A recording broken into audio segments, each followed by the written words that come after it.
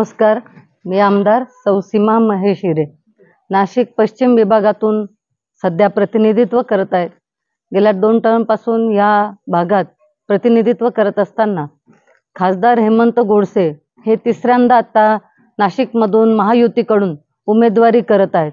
आम्ही ज्या वेळेला इथे पूर्ण प्रचार करत आहोत, गेल्या 10 ते 12 दिवसापासून खूप जोराचा प्रचार नाशिकमध्ये सुरू आहे आणि ज्या वेळेला आम्ही प्रचार करतो आहोत प्रत्येक वेळेला नागरिकांचा खूप चांगलासा प्रतिसाद इथे मिळतो आहोत।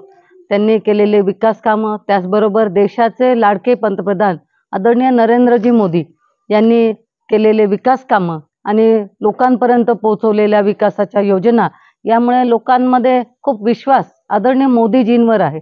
आम्ही प्रचार करताना नेहमी सांगतो की हेमंत गोडसेंना मत म्हणजे नरेंद्र मोदीजींना मत आहे। हे मत, हे आपलं एक मत हे खूप महत्त्वाचं आहे, कारण देशाचं नेतृत्व कसं असावं, आपला देश प्रगतीकडे विकासाकडे न्यायचा असेल तर आपल्याला चांगलं नेतृत्व लाभलं पाहिजे।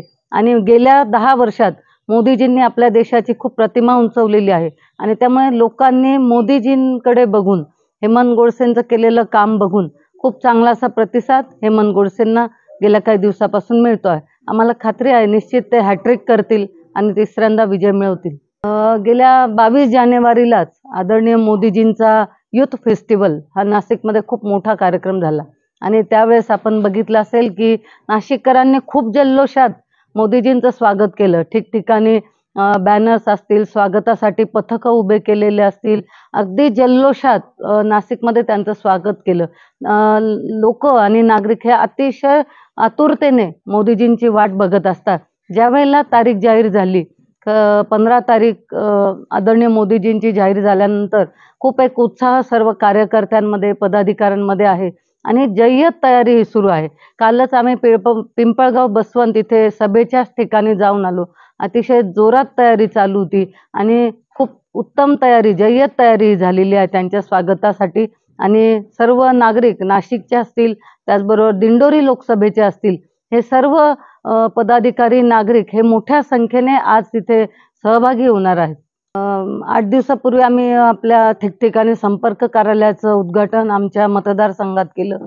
मग सातपूर असेल, सिडको असेल, ह्या दोन्ही ठिकाणी त्यांचं कार्यालय उघडलं। त्यामुळे कार्यकर्त्यांना सहज तिथे जाऊन काय प्रचाराच्या संदर्भात माहिती आहे किंवा एकत्र येऊन काय स्ट्रॅटेजी करायची हे सगळं ठरवता येतं। त्याचबरोबर चौक सभा असतील, आज ठिकठिकाणी चौक आहेत आणि त्या चौकात कार्यकर्ते आहेत, त्या ठिकाणी त्यांनी जाऊन पत्रकं वाटणं, चौक सभा घेणं हे त्यांनी तिथे केलेलं आहे। त्याचबरोबर आमच्याकडे जवळपास 12 प्रभाग हे आपल्या मतदारसंघात आहे। 12 प्रभागात जवळपास 44 नगरसेवक अस्तित्व आहे। प्रत्येक नगरसेवकाच्या प्रभागात त्या प्रभागाचे नगरसेवक आणि त्या प्रभागाचे पदाधिकारी, कार्यकर्ते ह्या सगळ्यांनी एकत्र येऊन रॅली असतील, त्याचबरोबर पत्रक वाटणं असेल, प्रत्येक घरोघरी जाऊन प्रचार करणं असेल, अशा पद्धतीचं काम त्यांचं गेल्या 8 दिवसापासून सुरू आहे। आणि जशी आपण वॉर्डाची निवडणूक लढतो किंवा ग्रामपंचायतची निवडणूक लढतो, घराघरात पोहोचतो, त्या पद्धतीने हा प्रचार सुरू आहे। त्यामुळे लोकांपर्यंत सहज हे पत्रक आणि माहिती ही उपलब्ध झालेली आहे। त्याचबरोबर मतदान करणं ही सुद्धा एक खूप आवश्यक गोष्ट आहे। प्रचार तर कुठली निवडणूक आली की होतच राहतो, परंतु नागरिकांनी स्वखुशीने बाहेर येऊन मोठ्या मताधिक्याने मत नोंदवणं हे फार महत्त्वाचं असतं आणि त्यामुळे ती जनजागृती सुद्धा आमची ही चालू आहे। मग पथनाट्य असतील, वासुदेव असतील किंवा आमच्या गाड्या असतील, प्रचाराच्या रथ असतील, हे सर्व फिरून लोकांमध्ये जनजागृती करत आहेत की आपण मतदानाला या, सकाळी लवकर आपलं मत करा, म्हणजे मतदान होणं हे फार महत्त्वाचं आहे। याच्यावर सुद्धा आमचा भर आहे। आणि गेल्या आता 2-3 दिवसात प्रत्येक मोठे जे रस्ते आहेत तिथे मोठमोठ्या रॅली निघणार। 2 रॅली तर झाल्या आहेत आतापर्यंत, अजूनही काही ठिकाणी बाकी आहेत, तिथे मोठ्या 2 रॅली या काढणार आहेत।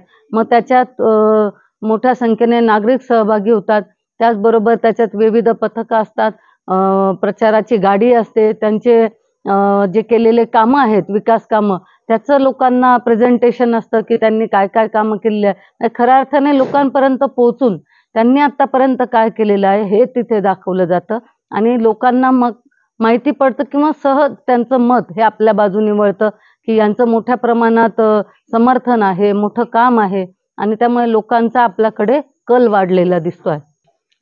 गेल्या 5 वर्षापासून म्हणजे मी तर 10 वर्षापासून प्रतिनिधित्व करते, पण 5 वर्ष आदरणीय देवेंद्रजी फडणवीस हे मुख्यमंत्री होते.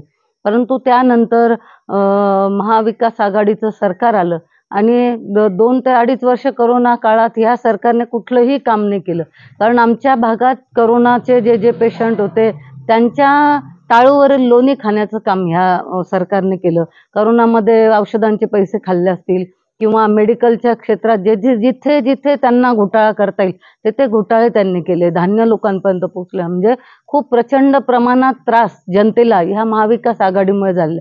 आश्वासनं खूप दिले पण कुठलेही आश्वासनं पार पडलेले नाही. त्याचबरोबर मुख्यमंत्री स्वतः हे कुठेही फिरले नाही. त्यांनी फक्त फेसबुकवरून लोकांशी संवाद साधला. परंतु आमचे नेते देवेंद्रजी फडणवीस हे स्वतः करोनाच्या कक्षात गेले. मला खूप खात्री आहे, खात्री नव्हे विश्वासच आहे की हेमंत गोडसे हे खूप मोठ्या मताधिक्याने निवडून येतील. त्यातही मागच्या वेळी जी निवडणूक झाली त्यात आमच्या मतदारसंघात जवळपास 1.25 लाखाचा लीड होता त्यांना. सगळ्यात जास्त लीड हा माझ्या मतदारसंघात होता आणि त्यामुळे ह्याही वेळेला मला खात्री आहे की त्याचे रेकॉर्ड ते यावेळेस मोडतील आणि त्याचे पुढे जातील.